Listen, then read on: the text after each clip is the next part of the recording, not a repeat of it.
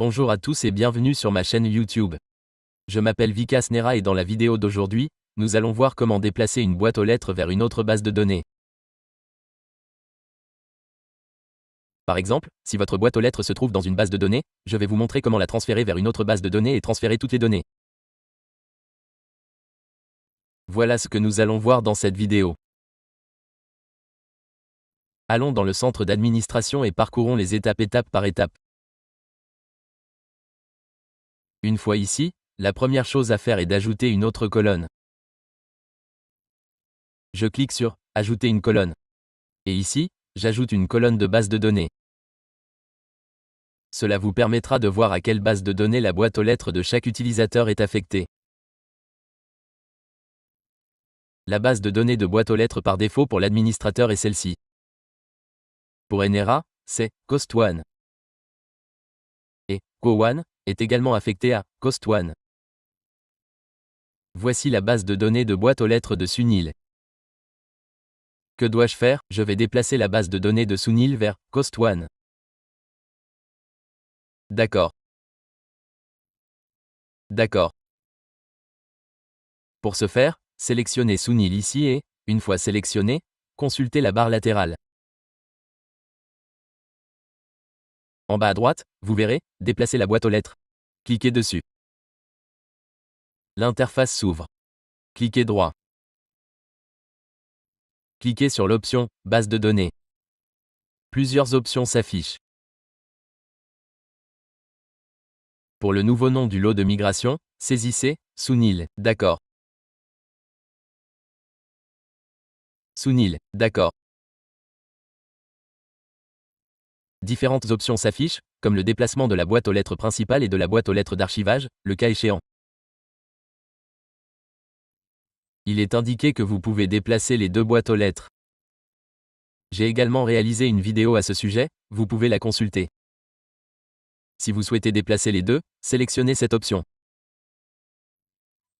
Si vous souhaitez uniquement déplacer la boîte aux lettres principale et non la boîte aux lettres d'archivage, choisissez-la. Ou si vous souhaitez uniquement déplacer la boîte aux lettres d'archivage, la boîte aux lettres secondaires et non la boîte aux lettres principales, sélectionnez celle-ci. Je dois faire celle-ci. Si vous devez déplacer la boîte aux lettres principale, sélectionnez-la.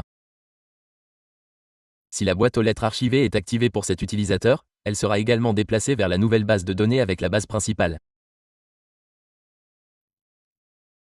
Vous devez maintenant spécifier la base de données cible. Je vais définir la base de données cible sur Cost1, car c'est le nom de la base de données de boîte aux lettres actuelle. Je vais maintenant l'affecter à Cost1. Voilà, je l'ai configuré ici.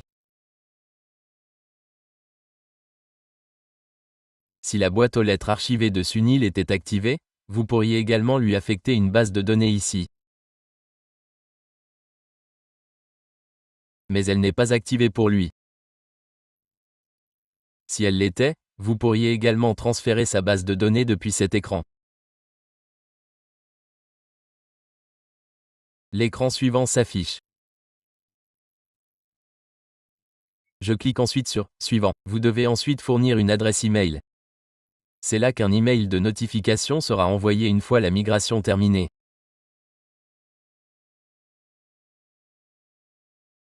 Par défaut, l'adresse administrateur est sélectionnée, mais si vous sélectionnez un autre destinataire, le rapport ou l'email sera envoyé à ce destinataire. Je laisse l'adresse administrateur. Vous devez ensuite sélectionner les deux options pour démarrer automatiquement. Cliquez ensuite sur « Nouveau ». Un message « Veuillez patienter » s'affiche. La migration commence. OK. Voulez-vous accéder au tableau de bord de migration? Oui.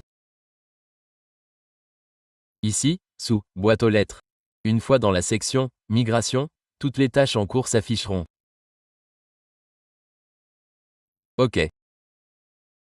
Je vais l'actualiser.